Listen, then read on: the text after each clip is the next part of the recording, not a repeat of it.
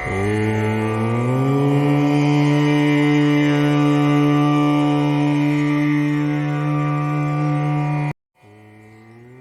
Friends, कैसे हो आप सब लोग। आप सभी लोग मेरे चैनल यू एस्ट्रो पर सभी लोग का हार्दिक स्वागत करता हूं। दोस्तों, आप सब जानते हैं कि मैं अपना एक नई सीरीज ज्योतिष और योगा से जुड़ी स्टार्ट करने वाला हूं, जैसे कि मैंने अपनी लास्ट वीडियो में आपको लोगों को बताया था।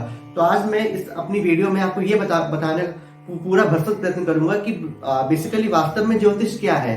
और लेकिन स्टार्ट करने से पहले मैं आप लोगों से एक चीज की रिक्वेस्ट चाहता हूँ कि आप इस वीडियो को ज्यादा से ज्यादा लोगों तक शेयर करें, लाइक करें, कमेंट होकर सब्सक्राइब करें, क्योंकि बिना सब्सक्राइब करें आप लोगों का बिना सपोर्ट प्यार के बिना मैं आगे इसको फर्दर कैरी ऑन नहीं कर सकता हूं। तो आप प्लीज ज्यादा से ज्यादा चैनल को सब्सक्राइब करिए, लाइक करिए, ज्यादा लोगों तक शेयर करें, जिससे लोगों तक पता चले, एक माइंड में एक चीज बैठे कि वास्तव में ज्योतिष क्या है। तो बिना किसी देरी के हम लोग स्टार्ट करते हैं क्या है ज्योतिष।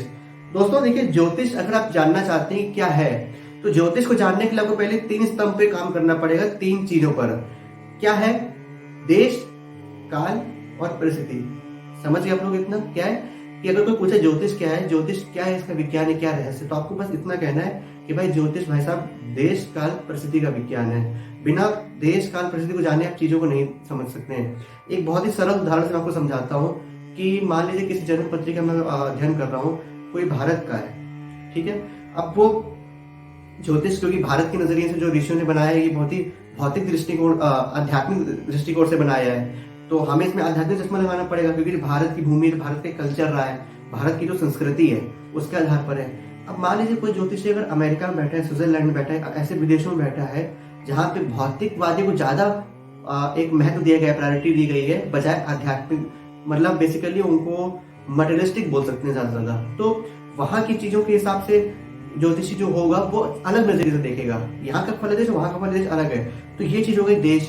अब वो दूसरा चीज होती है काल। काल मतलब किस परिवेश में जन्मे हो, कैसी स्थिति रही है, क्या आपका खानदानी बैकग्राउंड रहा है, कैसा आपके कौन सा कुल में हो, किस माता पिता का आपका वो रहा है, ये होता है आपका काल का। तीसरी चीज होती परिस्थिति। अच्छा, परिस्थिति शब्द ऐसा इतना भारी भरकम है कि इसके पैरों तले पूरी दुनिया दबी हुई है।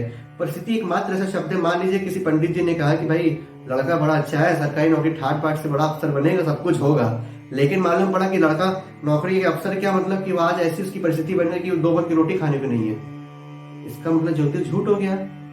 हाँ, ज्योतिष झूठ हो गया। अपने मन में ही चल रहा होगा ना ज्योतिष झूठ हो गया। नहीं, बिल्कुल नहीं, ज्योतिष झूठ नहीं हुआ है। झूठे तो असल में पंडित जी हो गए साबित, कि जो फलादेश कर रहे थे। क्यों? क्योंकि उन्होंने ये चीज पे गौर ही नहीं कहा कि आने वाली परिस्थितियां, देश काल किस परिवेश में बालक रहेगा, कि जन्म क्या उस समय की स्थितियां बनेंगी, क्या कंडीशन बनेगी उस समय की। समय बदल रहा है, ज्यादा टेक्नोलॉजी आ गई है, बच्चे बिगड़ रहे हैं, सब कुछ हो रहा है। तो पंडित जी ने देख लिया कि हाँ योग बड़ा अच्छा है, ठाट बाट से कह दिया, पर बच्चे की मनोदशा को नहीं समझा।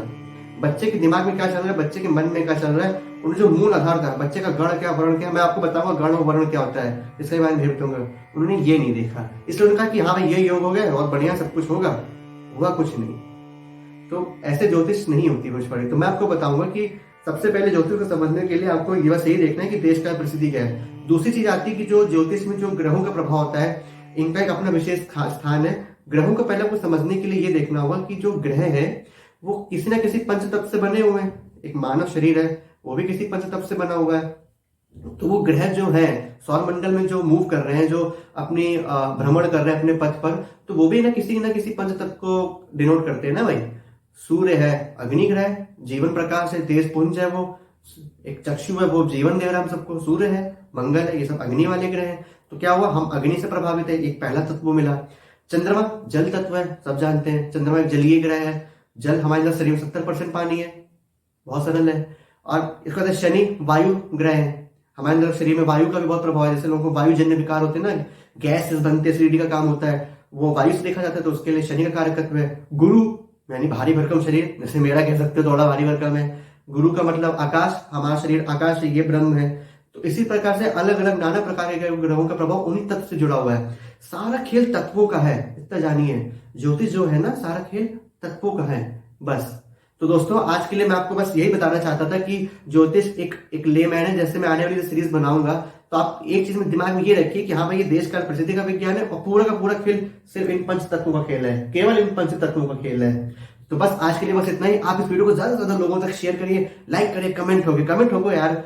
बिना कमेंट करे मतलब मुझे कैसे पता लगे कि आपके मन में क्या चल रहा है, क्या चीज आपके दिमाग में चल रही है। तो कमेंट एटलीस्ट करिए, तभी तो मैं आपके मन की बात समझ पाऊंगा कि आप लोग कितना को समझ में आ रहा है, कितना नहीं समझ में आ रहा है। सब्सक्राइब करिए, ज्यादा लोगों तक शेयर करिए, पूरी आग लगा दो इस वीडियो में, ज्यादा लोगों तक शेयर करो कि कहाँ जा रहा है इस वीडियो, कि वास्तव में, ताकि लोग जाने बिना देश का प्रसिद्धि के कोई भी योग सही फलीभूत नहीं होगा। आप सच्चे ज्योतिषी नहीं बन सकते।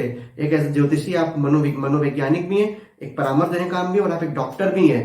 सामने वाले को पहले भाप रहे हैं, क्योंकि आप केवल योग या पैसा खाने के लिए नहीं, आप उसको सर्विस दे रहे हो, उसकी मदद करना चाह रहे हो, और आपके ऊपर वो भरोसा बैठ के आए कि आप कुछ उसको बता सको, आपके बताए मार के वो सही पथ पर जा सके। ये काम होता है ज्योतिषी का। Thank you, take care, bye bye.